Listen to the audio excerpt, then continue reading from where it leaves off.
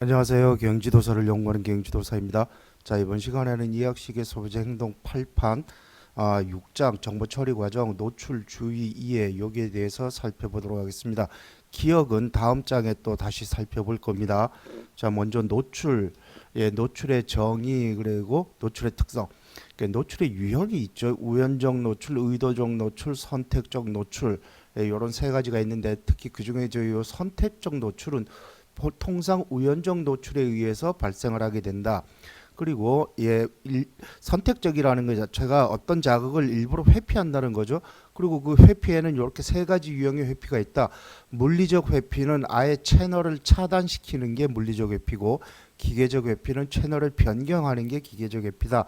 그리고 인지적 회피는 아예 그 채널 자체에 무관심한 거, 이게 인지적 회피다. 그래서 요 세 가지 회피 유형을 선택적 주의에서 써놓고 있습니다. 그리고 마케팅 시사점들에서 우연적 노출을 증가시키기 위해서 표적지향적 접근을 해라. 즉 표적 고객들이 자주 접하는 그런 매체에다가 정보를 제공해라. 그런 얘기죠. 그리고 다양한 매체를 활용하면 아무래도 우연적 노출이 많이 증가할 거다. 그리고 의도적 노출을 증가시키기 위해서는 정보 탐색의 용이성을 제공한다. 즉 유용한 정보를 적시 적정한 장소에 제공을 해야 된다. 그 얘기고요. 그리고 관심과 유도를 관심과 흥미를 유도할 수 있는 그러한 정보를 제공하게 되면은 소비자들이 아무래도 주의를 기울이게 되고, 그렇게 되면은 의도적 노출이 증가하게 될 것이다. 이렇게 노출의 마케팅 시사점을 적어놓고 있습니다. 요거는 좀 준비를 해 두시면 좋을 것 같은 생각이 들어요. 그리고 시격이 이제 절대 시격이 있고 차이 시격이 있는데, 이 차이 시격은 2011년, 17년 출제가 됐는데요. 출제된 지 시간이 지났기 때문에 다시 출제될 가능성이 뭐 있기는 합니다만은, 근데 별 내용 없습니다. 이 절대 시격은 이건 중요하지 않고요. 이제 차이 시격이 그동안 이제 두 번 출제가 됐는데, 기존 자극에 대한 새로운 자극의 상대적 크기죠. 웨버 법칙에 공식으로 하면 이렇게 됩니다. 이게 기존 자극이고, 이게 새로운 자극, 요거의 상대적 크기를 의미하는 건데, 그래서 마케팅 시사점은 차이 시격 이상의 자극 강도를 제공을 해야 소비자들은 인지를 할 수 있다. 그게 마케팅 시사점이다. 뭐 기출문제 2017년도에 기출문제가 30점짜리로 출제가 됐거든요. 이 기출문제 한번 살펴보시면 뭐 그것만 준비하셔도 충분할 거라고 생각이 들고요. 그리고 이제 식역화 지각, 이게 이제 식역화 광고라고 하는 겁니다. 서브리미널 마케팅 또는 서브리미널 광고라고 하는 건데, 절대 시격 이하의 자극은 이게 법적으로 금지되어 있습니다. 원래 인간은 절대 시격 이하의 자극에 영향을 받지 않습니다. 그리고 많은 연구에서도 식역화 자극, 그러니까 절대 시격이라고 그래가지고 그 소비자 행동, 옛날 소비자 행동은 보면 그런 거 있어요. 50km 바깥에 있는 담배 불빛, 그게 인간이 감지할 수 있는 뭐 최소한의 자극이라 그래요. 그리고 뭐 그러니까 이 한 평, 10평인가? 뭐 10평 방 안에 있는 향수 한 방울의 냄새, 뭐 그리고 뭐 1cm 위에서 떨어지는 벌레 날개에 뭐 그런 얘기들이 있습니다. 옛날 소비자 행동론 보면 그 절대 시격을 측정한 그런 내용들이 있는데, 어쨌든 그런 것들이 절대 시격이에요. 그런데 그런 절대 시격 이하의 자극을 주면 인간은 감지를 하지 못하기 때문에, 따라서 시격화 광고는 소비자 행동에 영향을 미치지 못하는데, 그런데 감정이나 충동 등을 활성화시킬 수 있다는 우려가 있기 때문에 이거 대부분의 국가에서 금지하고 있습니다. 우리나라에서도 이거 금지되어 있어요. 그래서 통상 그 식역화 광고 또는 서브리미널 광고 그러면은 잠재의식에 소구하는 그런 광고, 예를 들어서 섹스 어필 광고라든가 뭐 이런 것들을 통상 식역화 광고라고 얘기를 합니다. 광고 유형 중에 서브리미널 광고라는 게 있긴 해요. 그러니까 그게 절대 식역 이하의 자극을 주는 광고가 아니라, 그런 광고가 아니라 그런 잠재의식에 소구하는 광고를 통상 서브리미널 광고다라고 얘기를 합니다. 여기서는 요 우연적 노출, 의도적 노출 요것만 아직 출제가 안 된 내용이기 때문에 요것 좀 잘 보시면 되지 않을까 생각이 들고요. 그 다음에 이제 주의로 들어가 가지고 이 요커스 도슨 법칙, 이거는 2018년도에 출제가 됐습니다. 그리고 주의의 특성 그래가지고 주의는 선택적으로 일어난다. 그리고 주의는 분산할 수 있다. 아무래도 주의는 선택적으로 일어나게 되죠. 그리고 주의는 분산이 가능하다. 운전하면서 옆 사람과 대화를 한다. 그러니까 주의를 두 군데로 이제 두 군데 모두 주의를 기울일 수 있다. 그러니까 주의가 분산을 시킬 수도 있다. 이제 그런 내용이고, 그리고 그러니까 이학식 교재는 이 두 개만 써놓고 있는데요. 추가로 주의는 집중성과 한계성도 있습니다. 이 주의의 집중성이라는 거는 이제 보이지 않는 고릴라 실험 그래가지고 어떤 특정 분야에 주의를 기울이고 있으면 다른 것들은 눈에 안 보인다는 얘기예요. 어떤 특정한 부분에만 이제 주의를 계속 집중하다 보면 그 옆에 있는 거는 눈에 안 띈다. 이게 이제 주의의 집중성이고, 그리고 주의는 무한정 기울일 수가 없다. 주의도 일정 한계가 있다. 이제 그 내용입니다. 그러니까 주의의 특성이 선택성과 분산성만 있는 게 아니라 집중성과 한계성도 같이 가지고 있다라는 거, 그거 보시기 바라고요. 그리고 요크스 도슨 법칙은 2018년도에 출제가 됐는데 출제된 지 지금 7년이 지났죠. 그런데 내용 자체는 간단합니다. 이렇게 이제 그 곡선을 이렇게 그리고 여기는 이제 환기 수준이 낮고 여기는 환기 수준이 높고, 그리고 이 환기 수준이 낮거나 높을 때는 정보 처리 능력이 떨어집니다. 그런데 환기 수준이 적정 수준에 도달했을 때 이때 정보 처리 능력이 가장 뛰어나다. 그 내용입니다. 그거는 뭐 한번 내용만 쭉 읽어보시면 대부분 무슨 내용인지 바로 아실 수 있는 내용이니까 한번 읽어만 보시기 바라고요. 그 다음에 주의에 영향을 주는 개인적 요인, 자극의 요인 이렇게 써놨는데 여기 보시면은요. 주의력의 영향 요인, 욕구 활성화 요인, 동기 유발 요인, 정보 탐색 영향 요인, 기대 수준 영향 요인, 문제 인식 영향 요인, 이게 거의 대부분 비슷비슷합니다. 개인 요인이 있고요, 마케팅 자극 요인이 있고요, 그리고 또 하나가 상황 요인이 있습니다. 그런데 여기 지금 이학식 교재에서는요, 여기 개인 요인하고 자극 요인만 써놓고 있어요. 상황 요인도 있습니다. 먼저 개인 요인은 관여도, 욕구, 동기, 이것 때문에 소비자들은 주의를 집중한다. 그 얘기인데 왜 그러냐? 이거 지각적 탐색 또는 지각적 경계 때문에 그렇다. 지각적 탐색이라는 게 자신의 신념과 태도에 일치하고 주의와 관심을 유발할 수 있는 그런 자극을 탐색한다는 거죠. 그거를 그 지각적 탐색이라고 하는데 그것 때문에 그래서 주의에 영향을 미친다. 그 얘기이고요. 그 다음에 이제 신념과 태도, 지각적 방어라는 거는요, 자신의 신념과 태도에 반하는 자극은 애써 회피하는 게 그게 지각적 방어죠.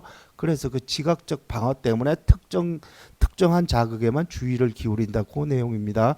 그리고 감정 상태, 긍정적 감정 상태에서는 긍정적 자극에 주의, 그리고 부정적 감정 상태에서는 부정적 자극에 주의를 기울인다라고 써놓고 있습니다.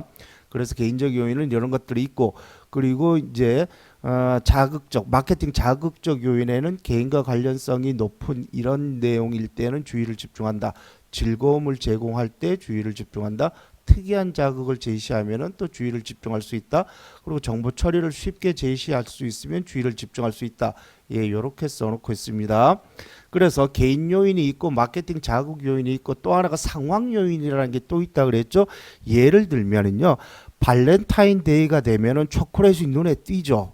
초콜릿에 주의를 기울이게 되죠. 그게 상황 요인입니다. 그러니까 개인 요인, 자극 요인 외에 상황 요인도 있어요. 다른 교재에서는 상황 요인까지 써놓고 있습니다. 그런데 이학식 교재에는 요 개인 요인하고 자극 요인만 써놓고 있다라고 이해하시면 될 거고요. 그 다음에 이제 적응 수준과 주의, 적응이라는 거는 동일한 자극에 반복 노출되면은 더 이상 주의를 기울이지 않게 되는 게 적응인데, 때문에 광고를 실행을 하더라도 광고를 바꿔가면서 이번에는 이런 광고를 했다가 다음에는 또 저런 광고를 했다가 이렇게 바꿔가면서 광고를 해야 소비자들의 적응을 차단할 수가 있다. 즉 극복할 수가 있다. 그 내용입니다. 그런데 이게 또 반드시 맞지도 않는 것 같아요. 보면은 그쵸. 왜 그 라디오 광고 보면은 서울사이버대학을 다니면 나의 성공 시대 시작됐다. 이게 벌써 10년째 지금 이 광고가 꼬다로 이어지고 있거든요. 나중에 중독이 되죠. 그래서 동일한 광고, 동일한 자극을 계속 하는 것도 어찌 보면은 나중에 거의 중독이 되다시피 하기 때문에 그것도 어떤 효과가 있지 않을까라고 저는 개인적으로 생각이 듭니다. 그렇게 이학식 교재에서는 적응을 방해하기 위해서 광고를 자꾸 바꾸라 그러는데 뭐 광고를 바꾸지 않고 그냥 계속 밀고 나가도 나중에는 중독성이 강한 그런 광고가 되지 않을까라는 게 또 제 개인적인 생각이기도 해요. 실제로 또 그게 또그 마케팅 사업에 성공한 경우도 있고요. 실제로 있습니다. 자, 어쨌든 그건 그렇고요. 세 번째로 이제 이해로 들어가면은 이제 지각적 조직화, 지각적 해석 뭐 이런 얘기 나오는데, 자, 지각적 조직화 이게 2020년도에 30점짜리 논술로 출제가 됐고요. 이 지각적 조직화의 이론적 배경이 게슈탈트 심리학이고, 이 게슈탈트 심리학의 원리가 단순화, 완결화, 집단화, 형상과 배경 이 내용입니다. 이것도 이 기출문제 한 번만 보시면 무슨 내용인지 대본 아실 거예요. 단순화, 소비자들은 단순하게 받아들인다 이거죠. 그래서 광고 메시지를 던질 때도 단순 명료한 하나의 메시지를 던져라 그 내용이고요. 소비자들은 불완전한 자극이 오면 이걸 완결화시킨다는 얘기입니다. 그래서 불완전 광고가 효과가 있다 그 내용이고요. 그리고 소비자들은 근접하고 유사하고 연속적이고 함께 운명을 같이 하는 그런 자극은 집단화시켜가지고 같이 받아들인다. 이래서 비교 광고가 효과적일 수 있다. 그 내용이고요. 형상과 배경, 소비자들은 자신의 주관에 따라서 형상과 배경을 지각각으로 해석을 한다. 때문에 광고할 때 제품이 형상이 되어야지 모델이 형상이 되면 안 된다. 그 내용입니다. 기출문제 나온 거 있거든요. 그것만 확실하게 보시면 됩니다. 그 외에 다른 내용은 없어요. 기출문제만 확실하게 보시면 되고요. 그 다음에 이제 지각적 해석 그래가지고 지각적 범주와 지각적 추론. 2008년에 지각적 추론이 출제가 됐고 2018년에는 요 두 개를 다 물어봤습니다. 이 지각적 범주화를요, 이학식 교재에서는 계층적 범주 구조 안에서의 제품 전형성, 즉 전형성이라는 게 대표성을 얘기하는 겁니다. 예를 들어서 통신기기가 가장 높은 거죠. 그 통신기기 밑에 전화도 있고 휴대폰도 있고 뭐도 있고 태블릿도 있고 그럴 겁니다. 그리고 그 중에 휴대폰 안에 가장 대표적인 게 애플, 삼성 이런 거죠. 그러니까 이게 계층 구조가 되는 거고 그 중에서 애플은 전형성이 높은 겁니다. 따라서 이렇게 계층 구조 안에서 전형성이 높은 이러한 신제품이 출시가 되면은 쉽게 지각적 범주화를 시킬 수 있다. 그런 내용을 써놓고 있어요. 반면에 혁신적인 신제품은 이런 계층적 범주 구조가 구축이 되어 있지 않겠죠. 시장에 처음 출시되는 처음 보는 제품이라면 사전에 소비자 머릿속에 이게 없을 겁니다. 그러다 보니까 이런 혁신적 신제품은 범주화에 오랜 시간이 걸린다. 그런 내용을 써놓고 있습니다. 자, 그런데 이 범주화라는 게 수준에 의한 범주화가 있고요. 연상에 의한 범주화가 있고요. 또 일반화에 의한 범주화라는 게 있습니다. 다른 교재에는 이게 쓰여져 있어요. 범주화의 유형. 그러니까 그거 같이 좀 정리를 해 두셔야 되고요. 이 지각적 추론도 그렇습니다. 이 이학식 교재는 요 가격 품질 연상만 사례를 들고 있어요. 요 가격 품질 연상은 상관관계적 추론을 의미합니다. 그런데 이 상관관계적 추론만 있는 게 아니라 평가적 추론도 있고요. 유사성 추론이라는 것도 있습니다. 다른 교재에 그런 내용이 들어가 있으니까 그것도 같이 정리를 해 두셔야 돼요. 그리고 이 지각적 추론에 의해서 형성되는 개인의 신념을 추론적 신념이라고 합니다. 대표적인 사례가 포르쉐는 고급 승용차이기 때문에 포르쉐 만만필도 고급일 거다. 이게 추론적 신념이에요. 그리고 이런 추론적 신념을 한번 구축되면 굉장히 강력하게 오래 지속되는 그런 특성을 가지고 있습니다. 그리고 이제 이에 대한 개인적 요인의 영향, 그러니까 동기, 지식, 기대에 이게 높으면은 이해도 더 잘 될 거다 그 얘기입니다. 이게 높으면 이해가 잘 되겠죠. 그리고 이러한 자극에 의해서도 소비자들은 이해를 달리할 수 있다 그 내용입니다. 예를 들어서 동일 자극도 감각적인 요소나 언어적인 표현에 따라서 소비자들은 이해를 달리할 수 있겠죠. 그리고 구성 효과 10% 지방이라고 제시하는 거하고 90% 무지방이라고 제시하는 거하고 소비자는 이해를 달리할 수 있을 겁니다. 그리고 대조 효과 큰 접시의 햄버거, 작은 접시의 햄버거 이게 햄버거가 서로 크기가 다르다라고 소비자들은 달리 이해를 할 수 있다 그 얘기고요. 그리고 순서 효과 초기 효과, 최근 효과 처음 제시한 자극 그리고 맨 마지막 제시한 자극이 더 높은 이해력을 보이게 된다. 그 그 내용입니다. 요게 이제 자극에 대한 마케팅 시사점인데 특히 그 중에서 요 순서 효과는 2024년도에 출제가 됐습니다. 이 순서 효과, 그러니까 초기 효과, 최근 효과는 2024년도에 출제가 됐는데 요 이에 대한 개인적 영향 요인, 자극적 영향 요인 요거 자체 있죠. 여기서부터 여기까지는 출제가 안 됐으니까 요거는 좀 정리를 해 두시기 바라겠습니다. 그리고 오해를 할 수가 있다. 소비자들은 어떤 자극에 대해서 오해를 할 수 있는데 그 오해를 하는 이유가 왜 그러냐? 관여가 낮아가지고 정보 처리 동기가 없으면은 오해를 할 수가 있다. 그리고 정보 처리 능력, 즉 지식이 없어도 오해를 할 수가 있고, 그리고 시간이 부족해도 오해를 할 수가 있다. 그렇게 써놓고 있습니다. 이런 것 때문에 기업이 어떤 자극을 제시를 해도, 즉 기업이 어떤 광고를 해도 소비자들은 그거를 잘못 받아들일 수 있다. 이런 것 때문에 잘못 받아들일 수 있다. 그 내용이에요. 뭐 이거는 별 내용 아닌 것 같고요. 그 다음에 이제 감각 마케팅 그래가지고 이거를 장황하게 여러 페이지에 관련돼서 써놓고 있습니다. 그러니까 매장에서 뭐 이렇게 시각적으로 어떻게 제시를 하고 청각을 제시하고 후각, 촉각, 미각, 그러니까 매장에서의 일종의 감각 마케팅이죠. 이 감각도 체험의 일종입니다. 이런 감각 마케팅을 어떻게 하느냐 뭐 그런 내용인데 이것도 뭐 제가 봤을 때 별 내용 없습니다. 그냥 한번 쭉 읽어만 보셔도 됩니다. 아무래도 이제 뭐 대충 얘기하면 그렇습니다. 빨간색 나는 뭐 음식은 아무래도 식감을 돋구겠죠. 그리고 맛있는 냄새가 나면 아무래도 미각이 돋궈지겠죠. 그리고 뭐 편안하고 아늑한 색상이면은 아무래도 긴장이 릴렉스 되면서 이제 아무래도 뭐랄까 이렇게 쇼핑 시간을 늘릴 수가 있겠죠. 그리고 청각도 그렇습니다. 청각도 이렇게 좀 쇼핑을 많이 해야 되는 그런 곳에서는 잔잔한 음악을 깔고 빨리빨리 사갖고 나가라 하는 데는 막 시끄럽고 막 마이크 붙잡고 막 떠들고 막 그러잖아요. 요즘은 그런 거 별로 없는데 예전에는 마이크 잡고 막 떠들고, 그러니까 마이크 잡고 시끄럽게 막 떠드는 게 빨리 사고 나가라는 얘기입니다. 그게. 어쨌든 그런 감각 마케팅 관련된 내용들을 뭐 장황하게 써놓고 있는데 뭐 제가 봤을 땐 별로 중요한 내용은 아닌 것 같습니다. 이제 여기서 요것만 잘 보시면 되지 않을까.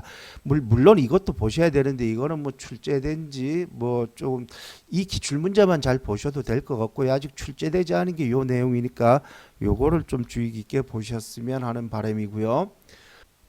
그리고 생각해 볼 문제, 그 이번 장에서는 생각해 볼 문제가 뭐 제가 봤을 때 별로 그렇게 중요한 문제는 없어 보입니다. 최근 시청한 광고를 예를 들어 가지고 자신의 정보 처리 과정을 분석해 봐라. 어떤 특정 광고에 주의를 기울였다면은 그거 왜 주의를 기울였느냐? 관여 때문에 주의를 기울였느냐? 아니면 광고가 특이해 가지고 주의를 기울였느냐? 생각해 보라 그 얘기고요. 그 광고의 잘된 점과 부족한 점을 정보 처리 관점에서 분석을 해 보라. 정보 처리 관점에서 분석을 해 본다라고 하면은요, 주의를 집중시킬 수 있는 마케팅 자극의 특성이 이런 것들이잖아요. 그러니까 그 광고가 이런 것들을 잘 했느냐, 아니면은 뭐 이런 것들을 잘 했느냐, 그거를 한번 생각을 해보라 그 얘기이죠. 그리고 광고를 처리할 때 장기 기업으로부터 인출된 스키마가 어떤 것들이 있느냐.